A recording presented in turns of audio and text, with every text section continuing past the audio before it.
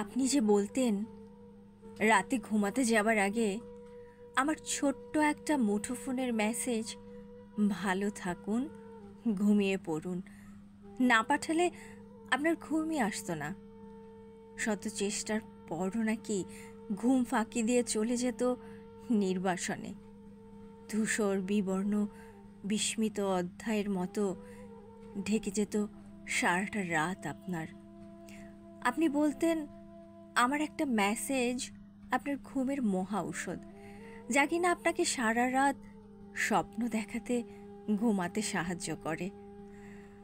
এখন তো আর আমাদের কথা হয় না, বহু বছর, বহু মাস, বহু দিন ধরে। আচ্ছা, আমি কি জিজ্ঞেস করতে পারি আপনি কিভাবে এখন ঘুমান?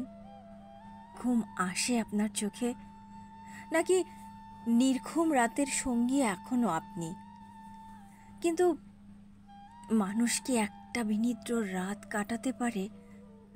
আসলে মানুষ অনেক কথাই দেয়, বলে, কিন্তু যে কথা দেয়নি সে এখনো প্রতি রাতে আকাশের দিকে চেয়ে দীর্ঘ নিঃশ্বাসের মেসেজ পাঠায়, ঘুমিয়ে পড়ুন, ভালো থাকুন, অলিখিতভাবে।